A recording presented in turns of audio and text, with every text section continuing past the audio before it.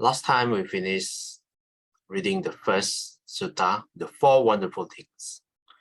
Today we're going to continue.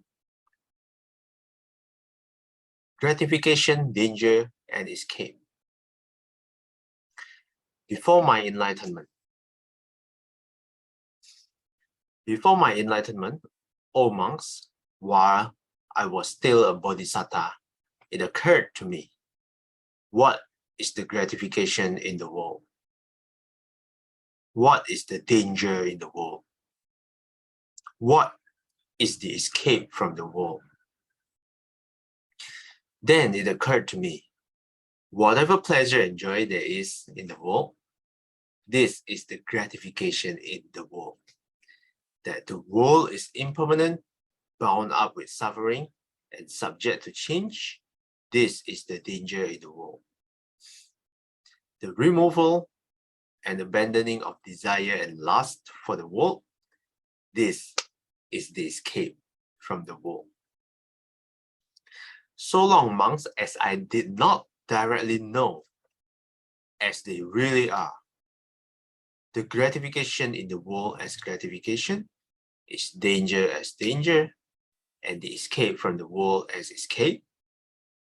For so long, I did not claim to have awakened to the unsurpassed perfect enlightenment in this world, which is Devas, Mara, and Brahma. In this population, with its ascetics and Brahmins, its Devas and humans. But when I directly knew all this, then I claimed to have awakened to the unsurpassed perfect enlightenment in this world, with its Devas and humans. The knowledge and vision arose in me. Unshakable is the liberation of my mind. This is my last birth. There is now no renewed existence. Taken from Anguttara Nikaya 3.101. Okay. So it starts with the gratification, the three trifecta, the three triads of standpoints. The first one, whatever pleasure and joy there is in the world, then this is the gratification. What is the danger? Impermanent, bound up with suffering and subject to change. And how to escape from the danger? Abandoning of desire and lust for the world. As long as the Buddha not directly know as they really are, these three standpoints,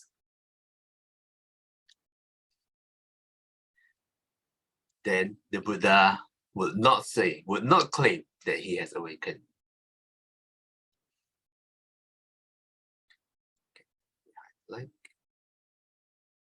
But when the Buddha directly knew these three standpoints, when the Buddha has penetrated the truth, then the Buddha can say the Buddha can claim he has awakened with his standard stop passage. The knowledge and vision arose in me. Unshakable is the liberation of my mind. This is my last birth. There is now no renewed existence. You will often see this line whenever the Buddha claims enlightenment. Sister Chai Kwan, would you like to continue? 2. I set out seeking, O monks, I set out seeking the gratification in the world. Whatever gratification there is in the world that I have found, I have clearly seen with wisdom just how far the gratification in the world extends. I set out seeking the danger in the world. Whatever danger there is in the world, that I have found, I have clearly seen with wisdom just how far the danger in the world extends. I set out seeking an escape from the world. Whatever escape there is from the world that I have found, I have clearly seen with wisdom just how far the escape from the world extends. Anguttara Nikaya, Chapter 3, 10. Thank you. So, 3:101. Thanks, Sister Japan. Okay, so this is a short one. So the Buddha set out seeking all three standpoints. Yeah, the first one set out seeking gratification. The second one, because he seek gratification, he also seek the danger in the world. Yeah. And not just to a certain degree, but to all extent, whatever gratification there is in the world, the Buddha has found it all. Yeah, he has tried it all. And whatever danger in the world, he has also found. Yeah, he has found them all. This is like the Pokemon tagline. Gotta catch them all. Yeah. And the last one, he set out seeking an escape from the world. Okay. Whatever escape there is from the world, he has also found it. Okay, let's continue the next one. Sister Saiken. 3. If there were no gratification, if monks, there were no gratification in the world, beings would not become enamored with the world. But because there is gratification in the world, beings become enamored with it. If there were no danger in the world, beings would not become disenchanted with the world. But because there is danger in the world, beings become disenchanted with it. If there were no escape from the world, beings could not escape from it. But as there is an escape from the world, beings can escape from it. Anguttara Nikaya 3:102. Okay, sadhu, sadhu, sadhu. Thanks, Sister Saiken. Okay, this one I feel for me quite relatable. It reminds me of what Shifu said. We are not stupid, because whatever pleasure that we get from this world, sexual pleasures and all, the food that we taste, all the gratification in the world, the games that we play, the Facebook, the Instagram that we scroll, there is a gratification. If not, why would we seek out? Yeah, why would we become enamored? Yeah. If there is no gratification at all, yeah, we are not stupid. So the first line, because there is a gratification, then that is why we become enamored, with all the worldly stuff. Then the second one, if there's no danger, if there were no danger in all this stuff, then why would we refrain from it? Not we, but we know that refraining from some of this stuff is good for us. For example, if we are addicted to Facebook, scrolling Facebook all day, then probably staying away from social media for a while is good. And we can observe some people, to the extent that they refrain from the worldly stuff. And the extreme example would be a well-practiced monastic, where they take the 8 precepts and refrain from a lot of stuff, because they see the danger, and that's why you can see some of these people become disenchanted with all the worldly stuff. So that's the second part. And the last one, because there is an escape from the world. Some people could escape from it. So 3 short suttas for this second section. The next section, this sutta will be pretty long, so we will cover it within a few. We will need a few days to cover it, but let's continue reading for now. Before that, any comments you'd like to add for the 3 structured tasks that we read?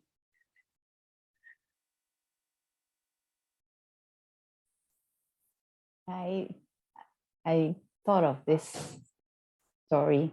I think all of us have heard when Buddha and his disciple, they were walking, then they chanced upon this pile of gold, right, or money. then Buddha said, "This is snake. Don't touch it." So yeah, so when I read this, like, oh yeah, gratification for money, financial means, we all love it. But so wise is the Buddha. He said, "It's a snake. Don't touch it." And quickly escape from it. Yeah, yeah. When I read this story came to my mind, which is very true actually. Sometimes a lot of problems come with greed actually. Yeah. Yes. If we are not greedy, we will probably not fall into a lot of traps. Yeah. Yeah, that's a very good example. Thanks, Sister Billy. Talking about money, sometimes money always comes to mind because we are lay people. We have to take care of our financial situation. Then I'm thinking, then how can money make us suffering, like the Buddha mentioned? Why did the Buddha say money is a snake, for example? So let's say in this modern world, the reason is the inflation. The reason, let's say, financial trend. So whatever money that we have is worth less now because of inflation. And let's say one of my favorite instant noodles, Indomie, last time I remember clearly, it was 1.8 for 5 packs of Indomie. Now I check the price, it's 2.25, which means with the same amount of money, I can buy less Indomie now. Yeah, so that was quite a huge percentage of increase. Yeah. Not just Indomie, it affects a lot of other kinds of food as well. Yeah. It's affected by many things, mainly by the war in Russia and Ukraine as well. I was curious, how can the war affect the prices? Because Ukraine export a lot of wheat, yeah, and instant noodles are some of the ingredients are made of wheat, so that's why our food becomes more expensive. So this is how the money, even though we have money, it can slowly erode. The value of it slowly erodes. And if you take examples for countries like Zimbabwe or Venezuela, the money there is really worthless. People sweep money on the floor, they don't care because it's worthless paper anyway. Can't buy stuff with paper money. Yeah. So I hope Singapore doesn't become like that, but with the nature of impermanence, who knows? Maybe in 50 years, things will change. Thanks, Sister Billy, for bringing up the example of money. Yeah. In the Buddha's times, it was probably gold and silver. There's no paper money yet. Okay, let's read a bit more. Sister Aikim, would you like to continue reading? Okay, section 3. Properly appraising objects of attachment. Thus have I heard. On one occasion, the Blessed One was living at Savatthi in Jeta's Grove, Anathapindika's park. Then when it was morning, a number of monks dressed and taking their bows and outer robes, went into Savatthi for alms. Then they thought, it is still too early to wander for alms in Savatthi. Suppose we went to the park of the wanderers of other sects. So they went to the park of the wanderers of other sects, and exchanged greetings with the wanderers.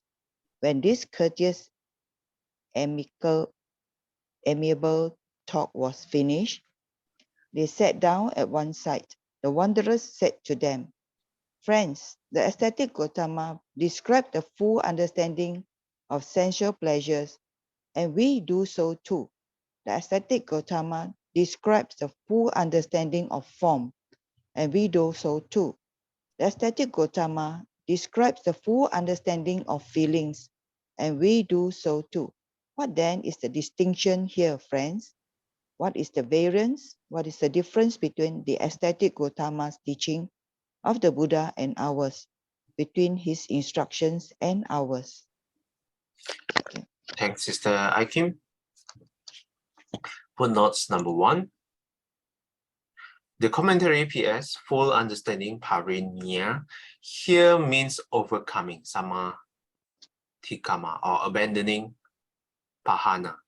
The wanderers of other sects identify the full understanding of sensual pleasures with the first jhana, the full understanding of form with formless existence, the formless planes corresponding to the formless meditative attainments, and the full understanding of feelings with non-percipient existence, a plane of existence in which perception is temporarily suspended.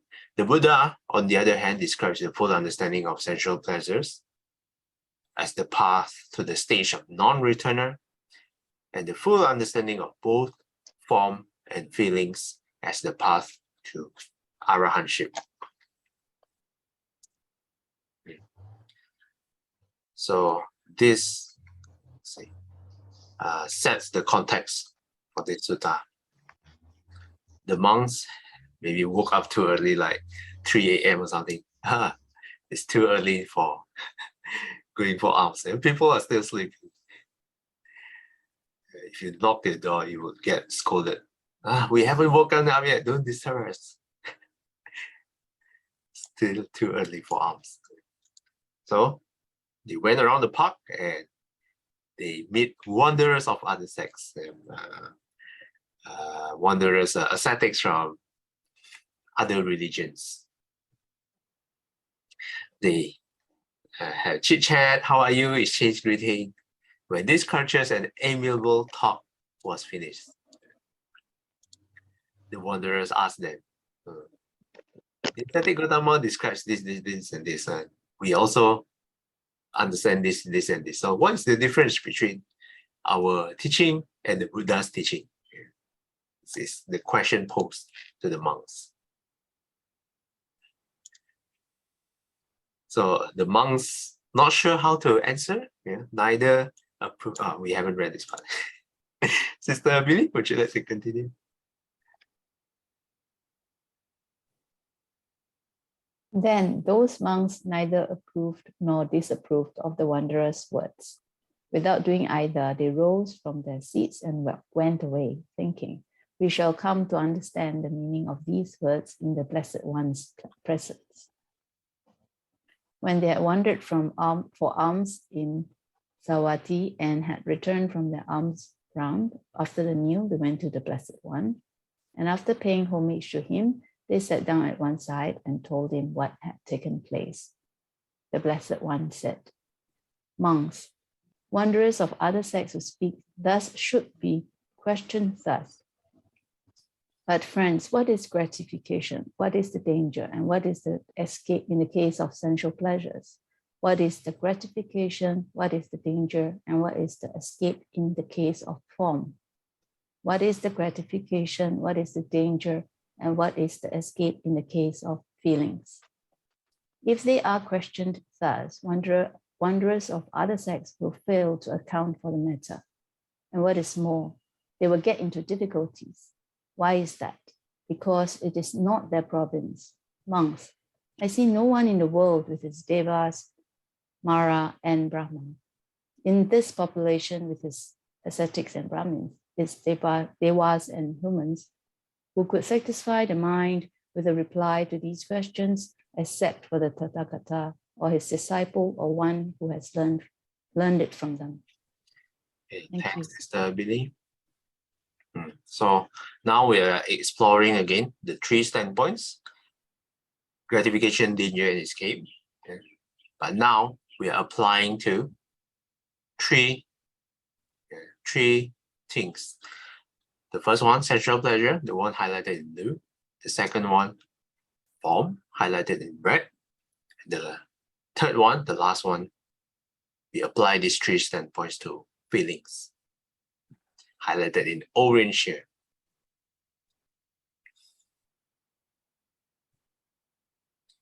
Okay, so this sets the stage for further explanations by the Buddha. Okay? This sets the context for this sutta. Okay, maybe we read one more paragraph. Sister Shomi, would you like to read? And what monk, para 8, right? 7. Sorry. And what monks is the gratification in the case of sensual pleasures? Monks, there are these 5 courts of sensual pleasure. What are the 5? Forms recognizable by the eye that are wished for, desired, agreeable, and likable, connected with sensual desire and provocative of lust. Sounds cognizable by the ear, odors cognizable by the nose, flavors cognizable by the tongue, tactile projects cognizable by the body that are wished for, desired, agreeable, and likable, connected with the sensual desire and provocative of lust. These are 5 courts of sensual pleasure. Now the pleasure and joy that arise dependent on these 5 courts of sensual pleasure are the gratification in the case of sensual pleasures. Okay. And okay. Okay, thanks, Sister Shomi. So this sets up the stage for the first element, sensual pleasures. And the first one is, what is the gratification? It's everything that comes from the 5 senses.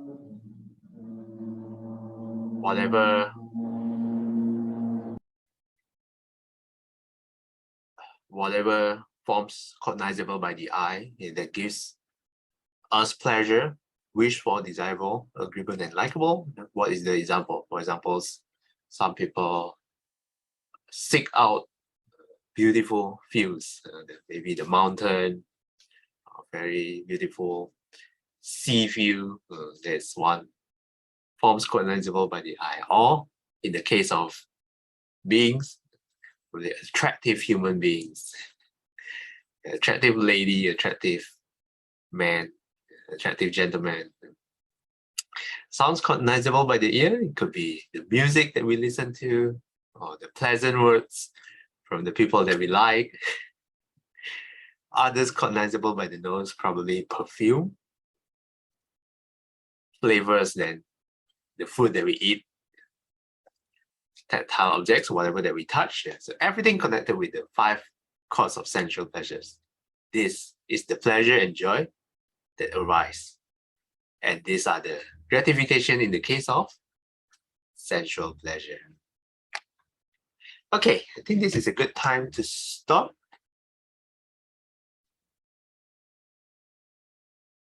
Anything you would like to add? Any questions or comments? Perhaps you can add extra examples after reading the sutta that can relate to you. That's also good. Anything you'd like to add?